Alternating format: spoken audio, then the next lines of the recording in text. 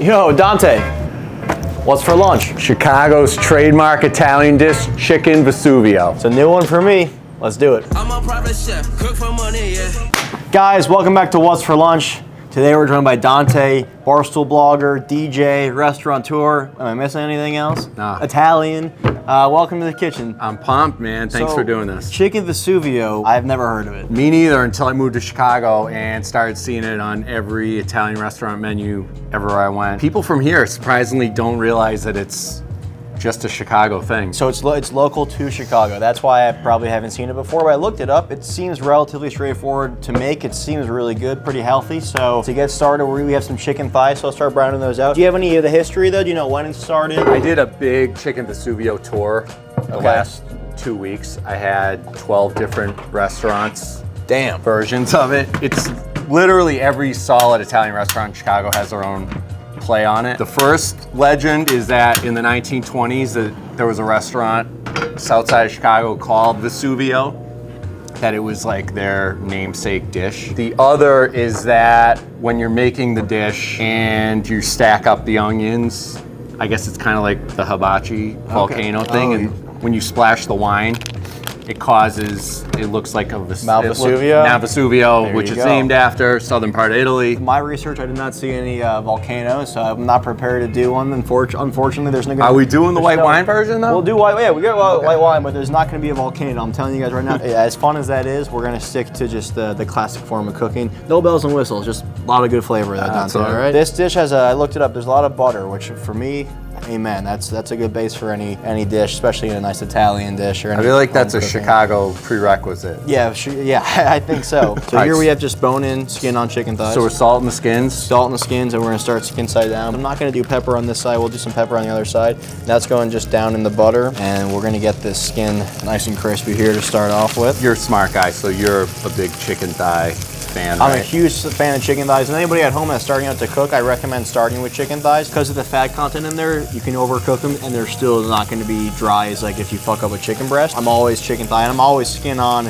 bone in, no matter what. You're going to get way more. Anytime you cook on the bone, you're getting way more flavor. It'll take longer. That's your trade-off. But the flavor is it's noticeably better. So if it's any kind of poultry, I'm on the darker meat side. Do you like to cook a lot? Yeah, but I'm kind of a one-trick pony. What's that? It's like Italian I pasta? only know like Italian stuff. That's all right. Yeah. What's your go-to Italian dish to make? I make really good stuffed shells, make really good lasagna. Okay. All my own sauce. Fuck yeah. Yeah. Some more salt in there. The skin side we salted, now with a little salt and pepper, and we'll let these go. We're gonna finish cooking it in the oven, so we're really just looking for color on both sides. We're not really worried about cooking it all the way through. And we're gonna leave it skin side up when it goes in the oven to really get that crispy skin on top. Awesome. So when do you know you're gonna have good color on that side? A general rule of thumb is when it lifts up from the pan, then once it's created it's a sear, once there's a level, like a layer of crust that's built, see it's still stuck? Yep. There's no sear yet, there's no crust, so you let it go. But once it naturally lifts up, that means that side has sealed up, there's a crust, and then you can flip. And it won't be burned? It won't be burned. That's why you gotta keep checking.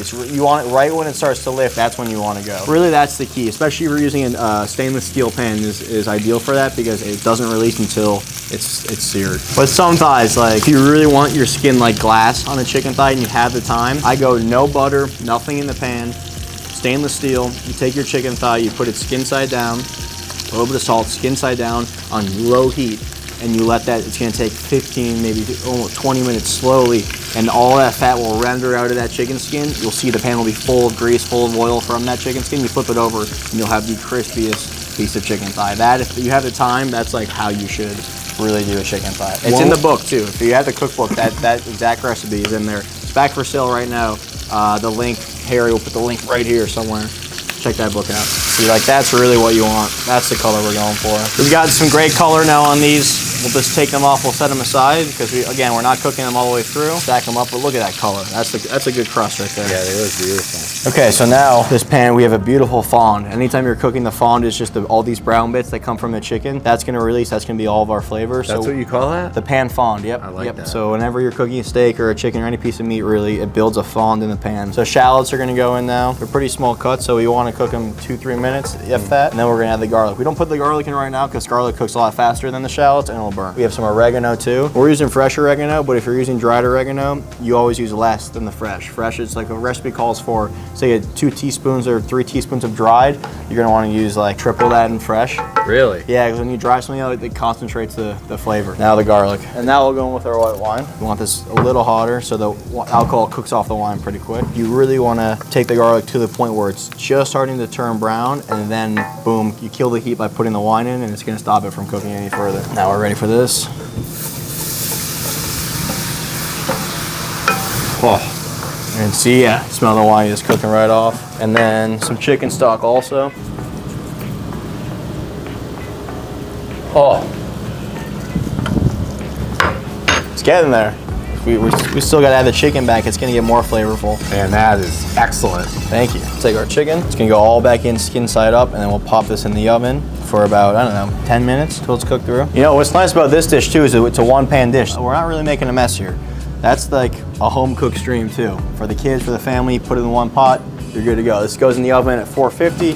Now, what's the deal with the potatoes? You kind of want to do this at the same time, but I have potatoes that are cooking in here too. These are russet potatoes, but just sliced into wedges and then roasted until crispy and warm, just with some salt and olive oil. If you're ever cooking potatoes, you want them to look like this. Make sure you get color and crisp. You know, this is also #1 rule of cooking. Just gotta keep it clean as you go. And I was never good at this until very recently. If you watch any of my old videos, you'll know how big of a disaster my kitchen used to be, but try to keep it clean now. Now, final step here. All right, now the peas go in, and you're just gonna wanna cook these through, and then lemon juice. But lemon juice is something you always wanna add at the end of cooking. You don't really wanna ever like cook with lemon juice. You can get more of a metallic, kind of almost like cleaning supply taste to it. So lemon juice, try to end like when it's off the heat, just to bring add like an element of freshness to the dish. Trying to get recipes when you're Italian, the little details like that, your mom and grandma and aunts never tell you about. Oh yeah, they always leave out the little things that make the big difference. All right, let's give this sauce a try.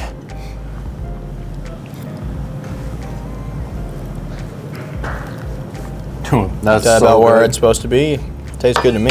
That's so good. There you go. Like perfectly balanced. You can just taste the wine. It's not overpowering. Not too much butter. That's excellent. All right, there you go. There it is, Dante. What do you think? That's my first go at it. My eyes, I'm buying big time. That's beautiful, beautiful looking dish. My nose smells unfriggin' believable. Now we just gotta taste it. I passed all the other tests that you had, so let's see what you think. I'll cut you a little piece here, give you some of that sauce.